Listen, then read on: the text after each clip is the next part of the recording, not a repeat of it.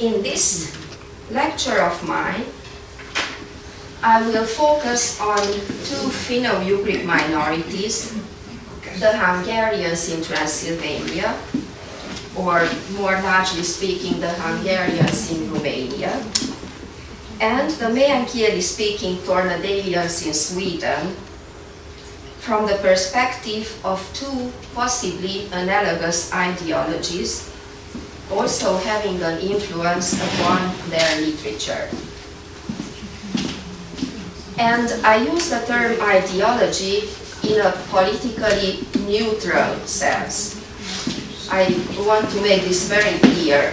When I speak about ideology, I mean a system of ideas and beliefs which influence people's choices in their social actions.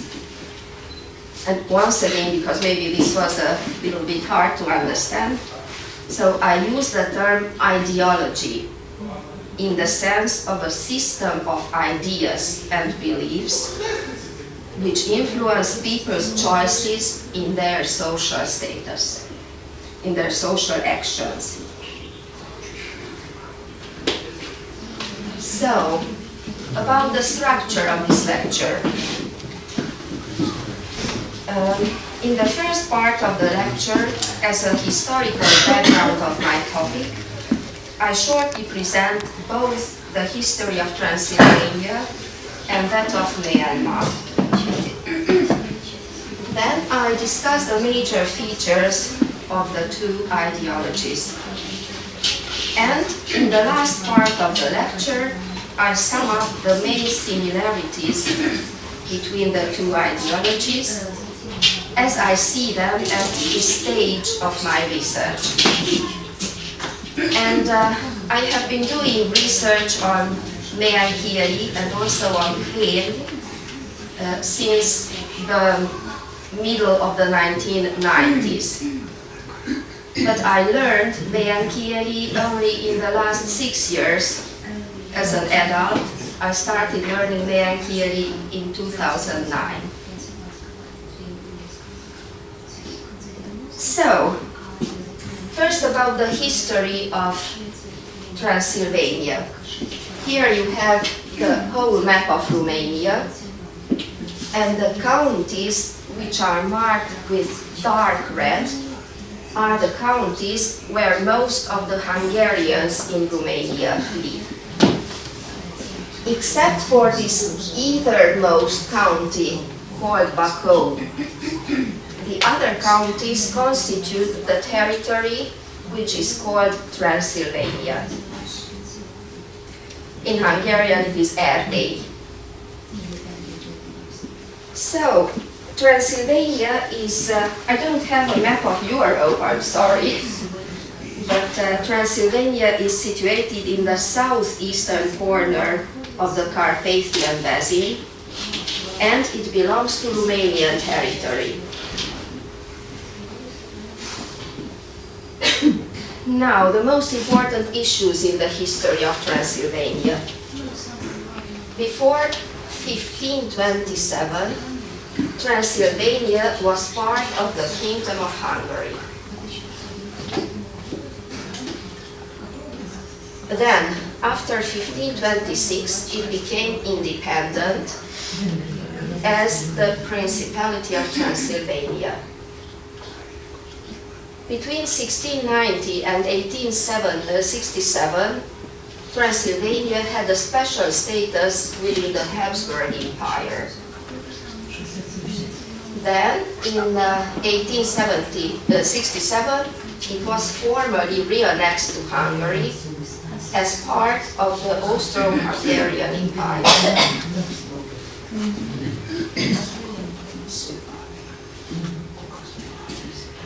After the First World War, Transylvania was annexed to Romania through the Peace Treaty of Trianon on the 4th of July, 1920.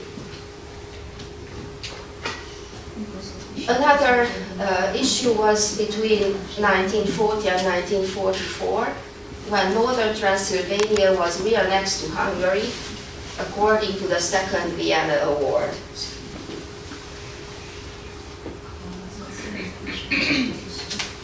I would also like to say that the most significant number of Hungarians living outside the present-day borders of Hungary live on the territory of Romania.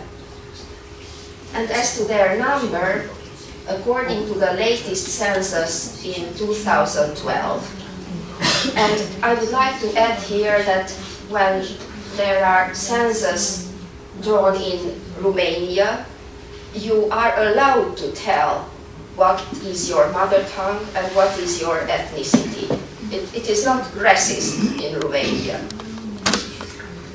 So according to this last census, there are almost 1,300,000 Hungarians living in Romania.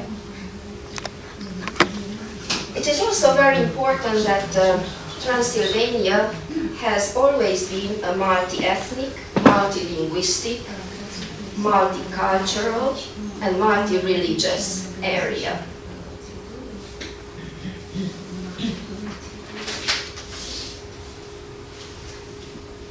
Okay, now let's go to these parts of the world where we are now. Here you can see the map of Meänmaa, which is, I'm sure, very well known to all of you.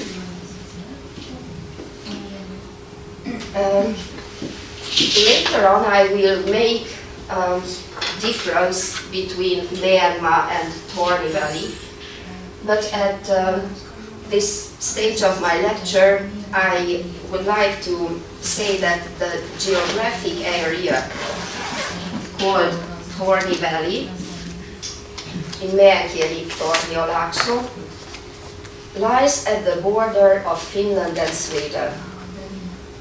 It was once a culturally and linguistically unitary area until 1809, when the border between Finland and Sweden was drawn. After 1809, the Finnish-speaking people from the western part of the Tornio Valley became a linguistic minority in Sweden. And as a result of the linguistic assimilation, which started, as I understood, during the 1880s, the language spoken by the Finnish population has become stigmatized and endangered. In today's Sweden, most of the youngsters consider Swedish their mother tongue. The Finnish dialect spoken on the Swedish side of the Tornio Valley, called Meänkieli, was acknowledged an independent minority language in 1999. And just as in the case of Transylvania, the area where Meänkieli has been spoken has always been a multilingual territory, where Finnish, Meänkieli, Sami and Swedish have been spoken.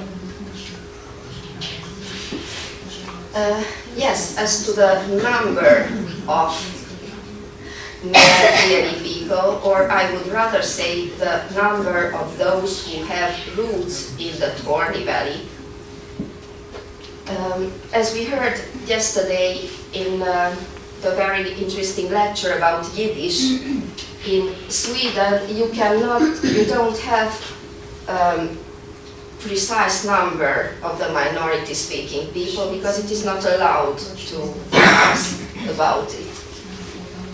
So according to those researchers in the north, I mean in Sweden and Finland, who research Meänkieli, they say that the number is between 25,000 and 75,000. Anyway, only a little part of this speaks any longer Meänkieli, and it's even less who speak and write Meänkieli nowadays.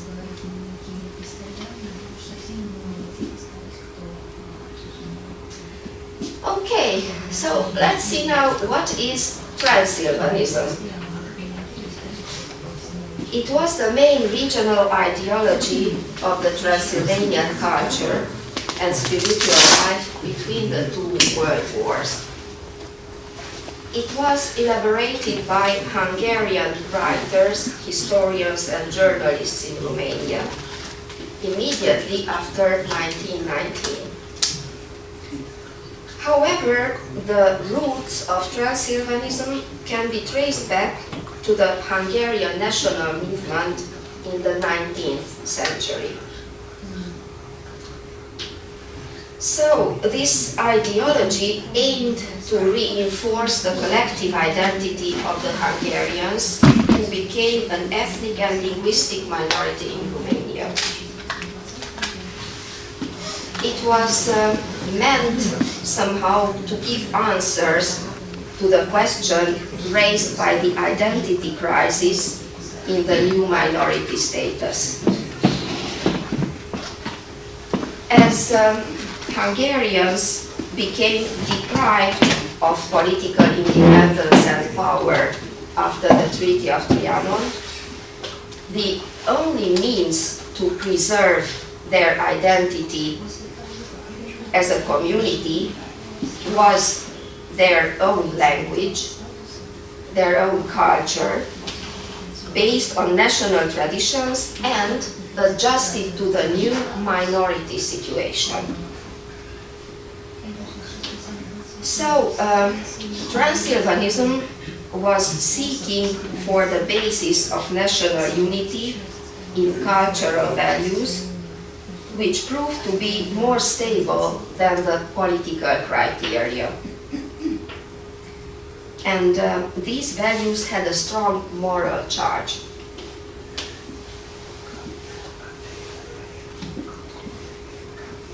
According to them, a nation was a moral community which manifested itself in its collective culture and demanded from all its members the assumption of a common mission. And the most important common mission was to preserve their own language and their own culture. Károly Kós, about whom I'm going to speak more later, the main personality of Transylvanism, believed in the spiritual power of Hungarians. And here comes a quotation, first in Hungarian, so that you can hear a little bit of my mother tongue, and then I will tell it also translated into English. Erdély külön históriai egység 1000 esztendő óta, saját külön erdélyi öntudattal, önálló kultúrával, önérzettel. And in English, for 1000 years, Transylvania was an independent historical unity with its own consciousness, independent culture and self-esteem.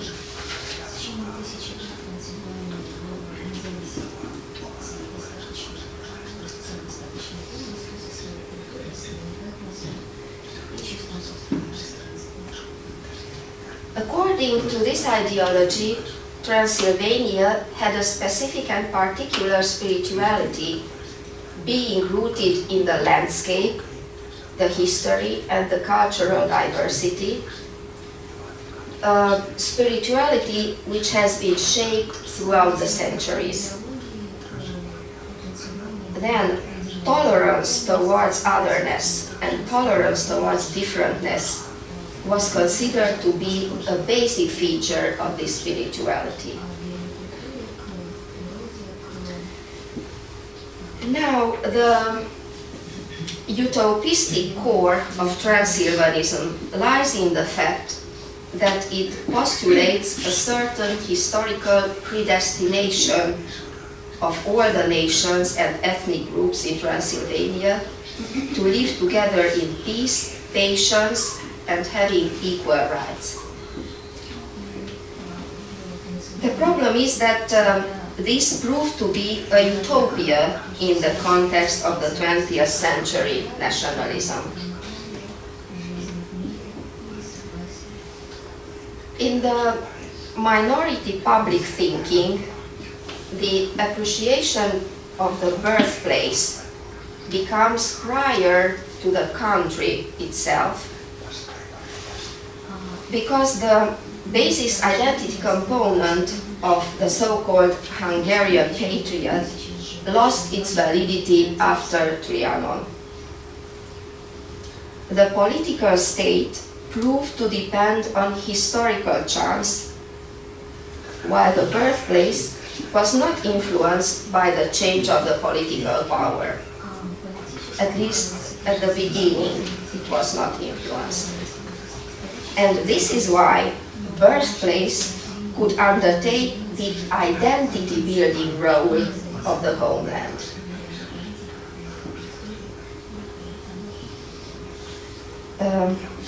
Yes, and I would like to add that this is why when you encounter a Hungarian from Romania, she or he would always present herself or himself as a Hungarian from Romania and not as a Romanian.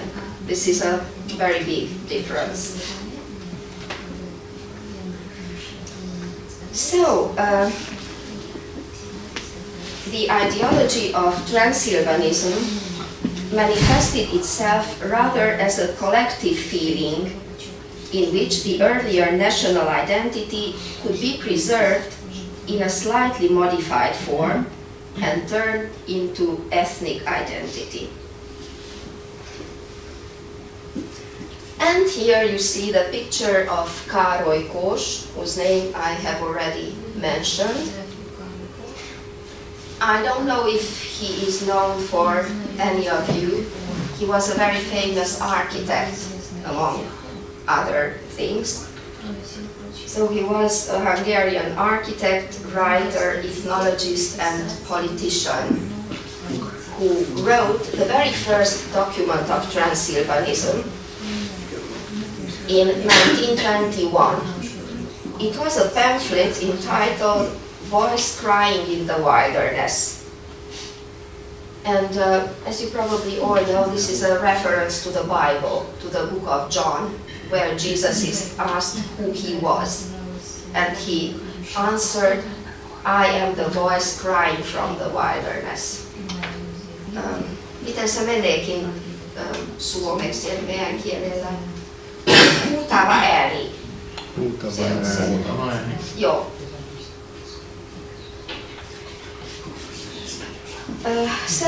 Károly Kós made an attempt to solve the identity crisis of the Romanians in Transylvania by arguing on the behalf of a territorial autonomy of the Hungarians in Romania. Now I would like to say a couple of things about this pamphlet, which is very, very interesting. It is not very long, it is about 50 pages. What is about? Sorry? What is about 50 pages? The pamphlet, the first document of Transylvanism.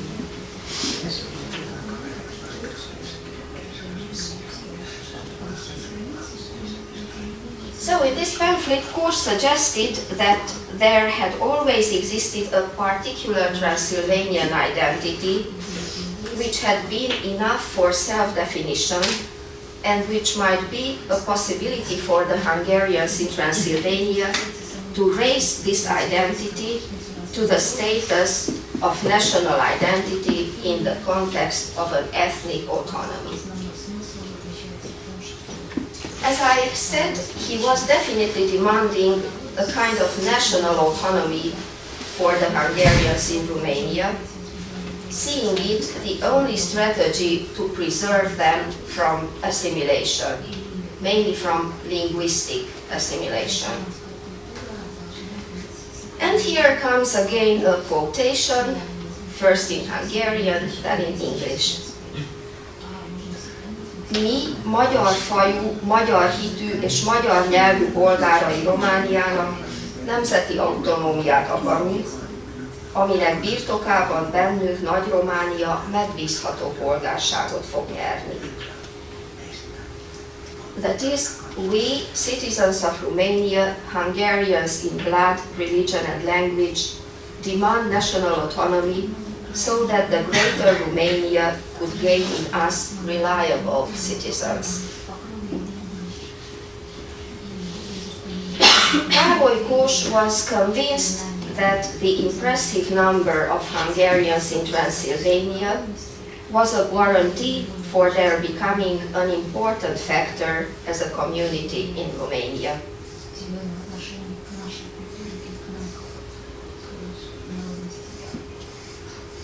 And next, here is our Pengti, who is the main promoter of the Meänmaa ideology.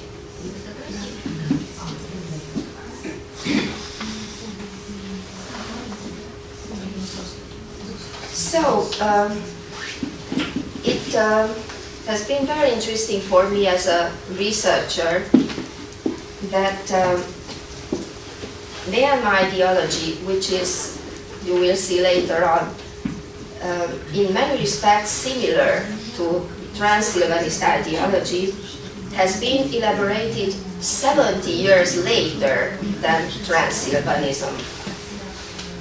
I mean, Ben Pohjanen elaborated it since the 1990s, since the beginning of the 1990s. And now, let me turn to the name of Meänmaa. This name, although it mainly denotes a geographical area, meaning our land, in reality is the name of a virtual country, the inhabitants of which are connected by their common language, that is Meänkieli, and culture. And as you could see on the map, this is an imaginary community which is actually a frontier territory, not only from geographical but also from cultural point of view. That is, it belongs neither to the Swedish nor to the Finnish community. It is an intermediate zone. As I have already mentioned, Tornedalians have been living in minority for over 200 years. And the general tendency was to get assimilated into the Swedish nation. Before going on, I would like to tell something also about the fact that while making research on the history and the situation of the Torni Valley and of Meänkieli, I came to launch two terms in research, and as far as I know, no one else has used before these two terms. One of them is Tornedalian ideology, and the other one is Meänmaa ideology. Although it might show similarities with the Tornedalian ideology, Meänmaa ideology is different because in the case of the latter, in the case of Meänmaa ideology, Meänkieli, the language, has a central value, while in the case of the Tornedalian ideology, identity is promoted regardless of the language its representatives use.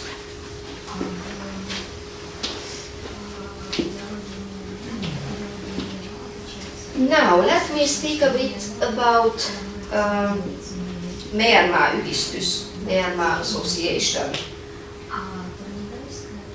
Pohjanen founded this association, which was registered in 2008. which has as its main goal the development of a virtual community of all those who have their roots in the Torni Valley and or who cherish Meänkieli language and culture. And here comes a quotation, first in Meänkieli, then in English translation.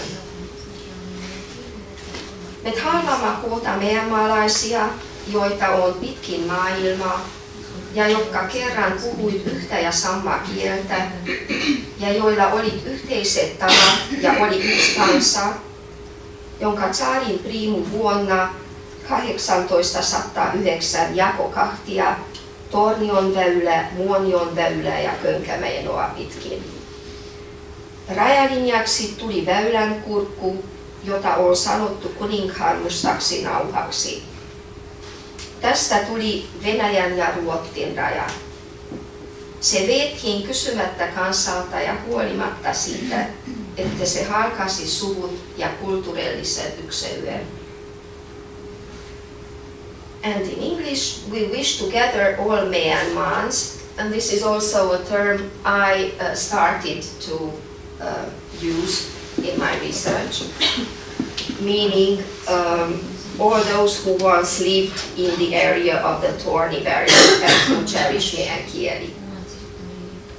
So we wish to gather all Meänmaans who live all over the world and who once spoke one and the same language, who had the same habits and were the same nation, and whom the line drawn by the Tsar separated in 1809 along the rivers Tornio, Muonio and Könkämä. The border was drawn without asking for the people's permission and without taking into consideration the fact that it split families and cultural unity. And now I would like to talk about the main features of Meänmaa ideology as I see them at this stage of my research. First, it is important to mention that the main features of Meänmaa ideology can also be detected from a series of Pohjanen's bilingual writings entitled, in English translation, The Philosophy of Meänmaa, which were first published in the trilingual newspaper Haparanda-bladet, Haparannan Lehti, in 2010. So, the most important features of this ideology is, first of them, the fever of traveling. And here I would like to quote Pohjanen.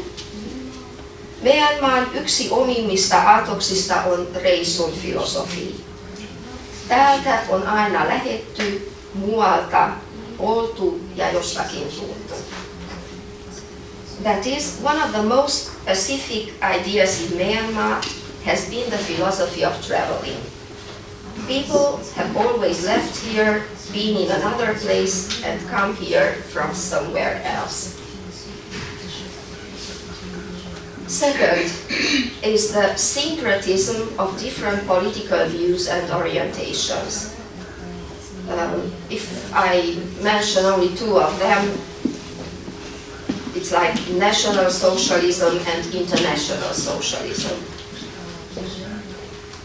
Then, the silence. I'm sure all of you know what I mean.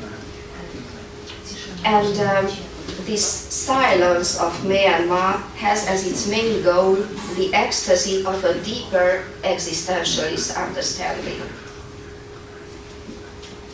Then, there is an ambivalent attitude towards the holders and representatives of political power. On the one hand, they are respected as long as they don't interfere with the life of people. And on the other hand, loyalty towards the kings of Sweden has always been very strong. And here comes quite a funny quotation from Pohjanen. Kuningas on meidän holhuja ja protninki meidän imettäjä. That is, the king is our tutor and the queen our nurse. Then another feature is the fact that Meänmaa has its own literature and it is written in meänkieli. And last but not least, the Meänmaa ideology is deconstructive in the sense that it dares divide into pieces the Swedish colonial discourse about meänkieli language and culture. So, all these characteristics build up some kind of mythical world which can be understood only by the in-group of the imagined community of Meänmaa. Those who are outside, for them it seems very weird, and maybe lots of outsiders might consider this kind of nationalistic something, but it is not for those who are inside, and I have to say that it is not for myself, who am also a minority from another part of Europe. And now, let me tell you about the similarities I see between Transylvanism and Meänmaa ideology. The main feature of both Transylvanism and Meänmaa ideology is the activism it promoted. That is, the representatives of Transylvanism and of Meänmaa ideology consider that it is very important to do something in order to preserve the language and the linguistic identity of the inner group. Then, both ideologies are based upon the idea that space can shape the spirit, and the region is particular due to its intercultural relations and variety. So interculturality and multilingualism is also very important in these ideologies, but culture in the minority's mother tongue must have a special place within this context.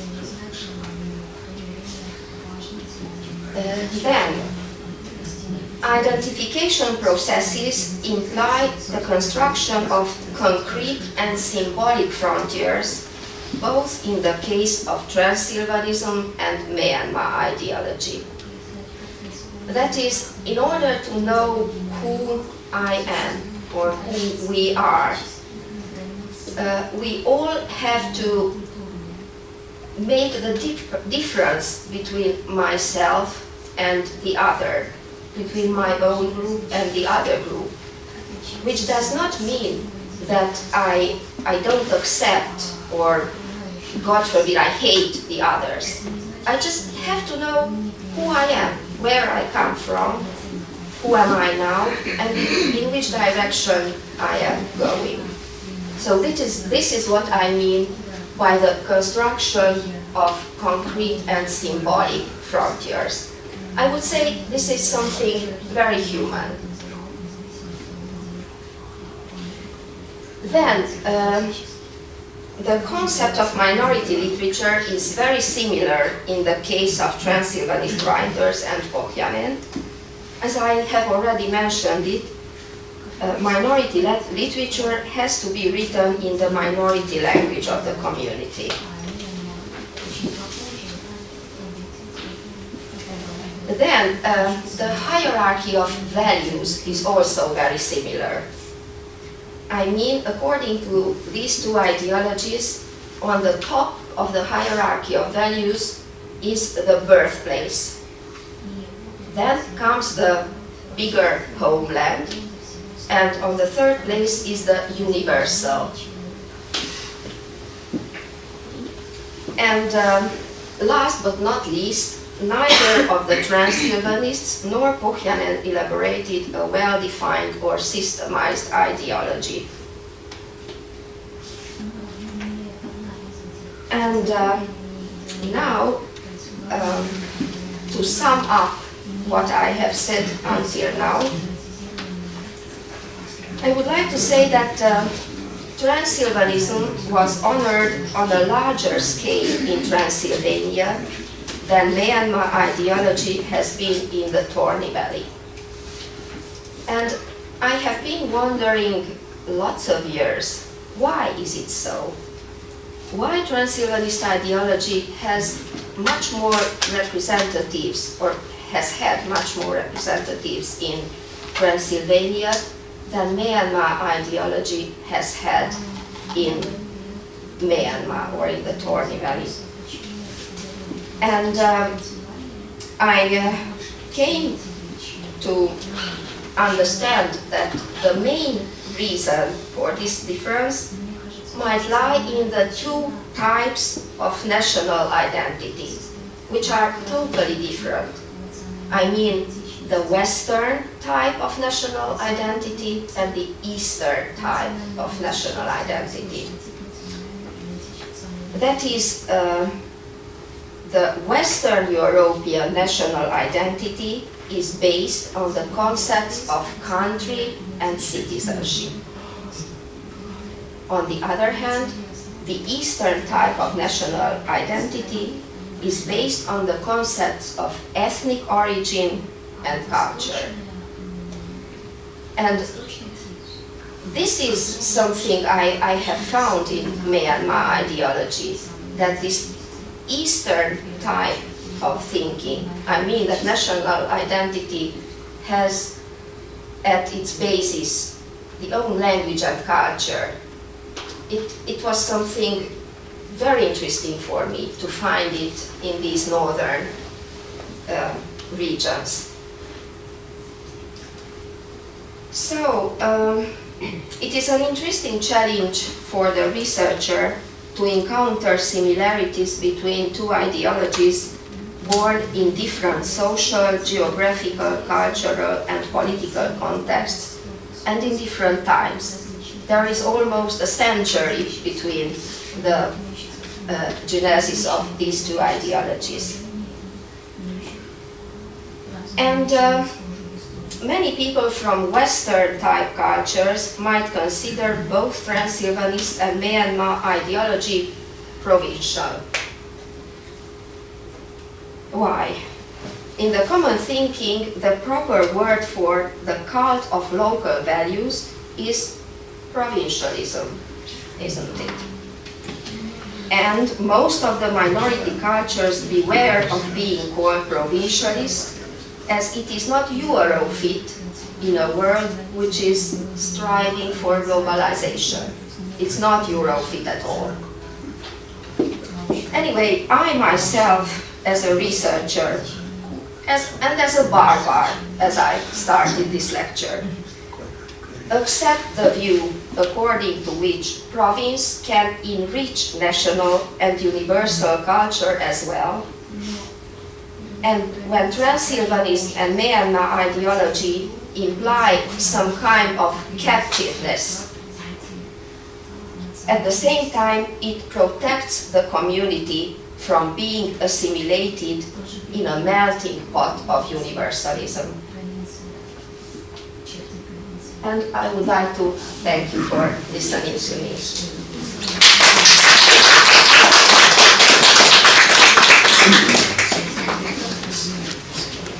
And whether you have questions,